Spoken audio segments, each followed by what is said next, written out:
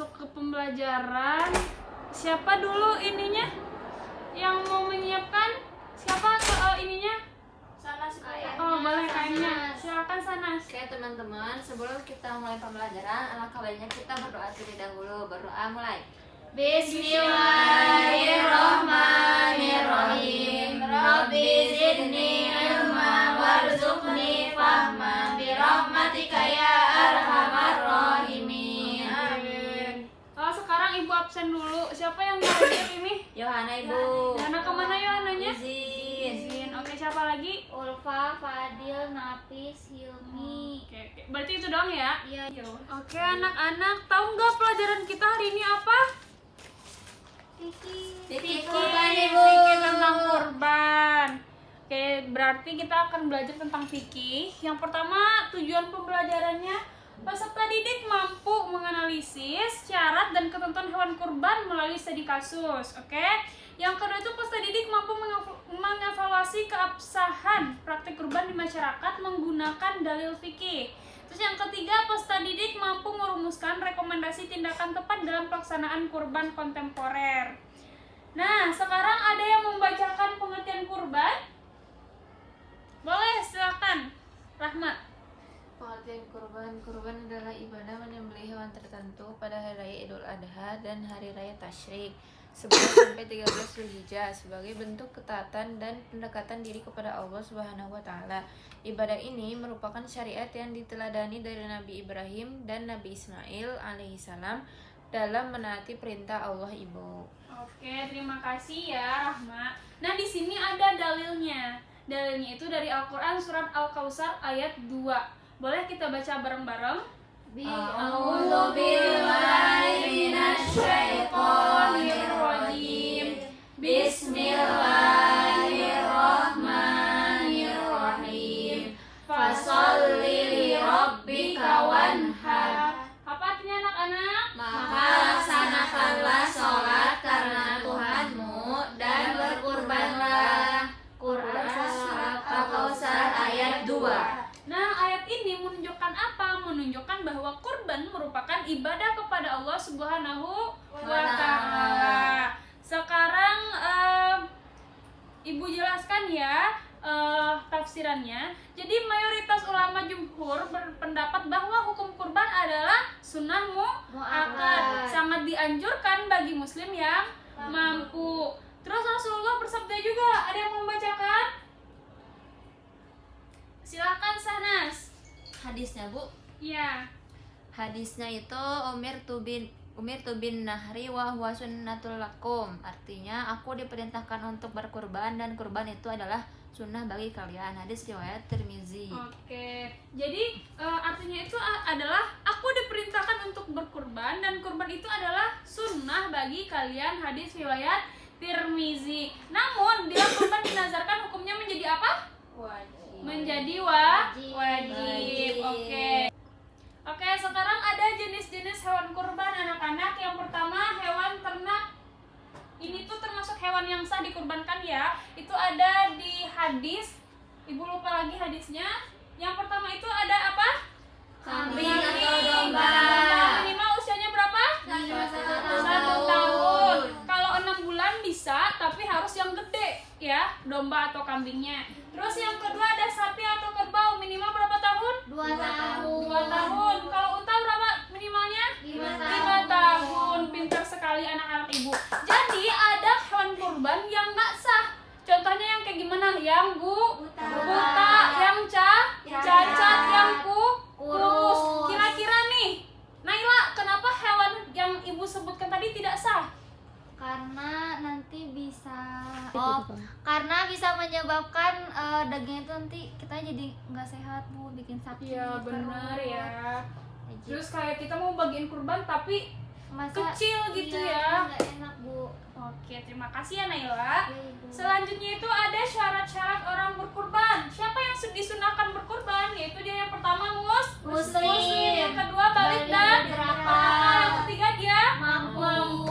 Nah, kurban itu tidak wajib namun sangat dianjurkan bagi yang mampu. Jadi hukumnya sunnah muakkadah.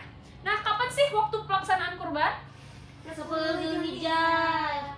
10 Zulhijjah. Dan Dari tanggal 10 Zulhijjah sampai 13 Zulhijjah. Nah, misal nih kalau ada kurbannya itu setelah tanggal 13 Zulhijjah gimana?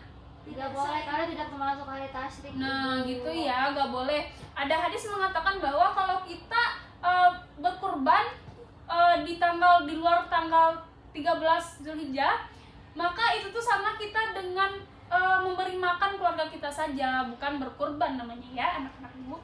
Oke, kita lanjut. Perlu diketahui bahwa pembagian daging kurban itu daging kurban ada 3. Ke siapa aja? Untuk orang yang berkurban ibu. Untuk orang yang berkurban. Terus yang keduanya buat siapa? Disedekahkan kepada fakir miskin ibu. Disedekahkan fakir miskin. Terus yang sepertiganya untuk siapa? Kerabat dan tetangga. Jadi daging kurban ini tuh nggak boleh dijual, tapi boleh kita kirimkan sejauh mungkin ke negara manapun. Yang penting ini ya, ini. Terus daging kurban juga nggak boleh dijadikan upah kepada yang mengolah kurbannya. Ngerti anak-anak ibu? Nah, jadi sekarang kita masuk ke dalam isu kontemporer kurban.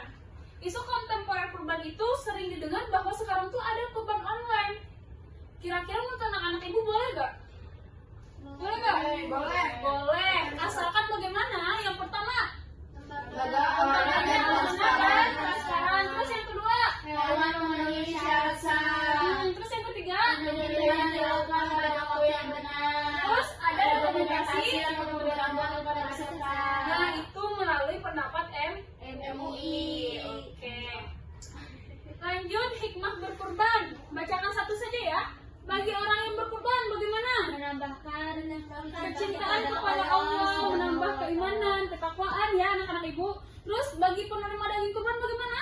menambahkan keimanan juga dan semangat. Bertambah semangat dalam hidupnya karena dapat daging ya, iya gak? Kalau dapat daging bahagia nggak? Bahagia banget ya. Terus bagi kepentingan umum bagaimana? Memperkokoh tali persaudaraan. Oke.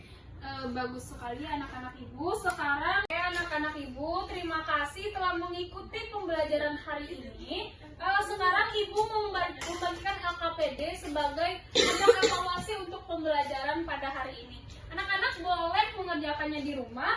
Nanti besok pas masuk pertemuan selanjutnya dikembalikan lagi kepada ibu jawabannya ya untuk nilai anak-anak ibu.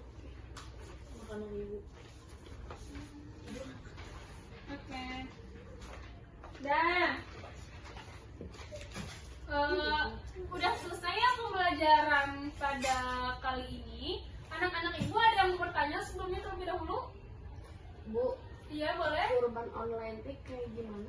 Nah, kurban online tuh yang kayak pernah nggak sih anak-anak ibu ngeliat di Instagram ada yang mau kurban online, nanti tuh kayak didistribusikan untuk orang yang gak mampu tapi dia mau berkurban, tapi nanti dikumpulkan uangnya sama banyak orang gitu. Oh, jadi atas namanya siapa? Atas namanya nanti orang yang mau yang Gak mampu itu. yang gak mampu Oh. itu Terus di videoin dari jauh sih sapinya. Oh. Iya. Jadi nggak di tempat langsung gitu. gitu ya. Oke, ngerti anak-anak ibu? Ada lagi yang mau bertanya? Boleh, silahkan. Misalnya ibu kalau dagingnya itu beli di pasar ibu apakah kurbannya sah atau tidak? Nggak boleh. Jadi kurban pure ya dikasih sama orang yang berkurban. Oke? Oke. Ibu kira udah ngerti semua ya? Alhamdulillah. Kita tutup saja pembelajaran pada siang hari ini. Ditutup oleh KM-nya kembali. Oke teman-teman, sebelum mengakhiri pembelajaran, mari kita berdoa terlebih dahulu. Berdoa mulai. Alhamdulillahirabbil alamin. Subhanakallahumma wa bihamdika asyhadu an la ilaha illa anta astaghfiruka wa atubu ilaik. Oke, assalamualaikum warahmatullahi wabarakatuh. Waalaikumsalam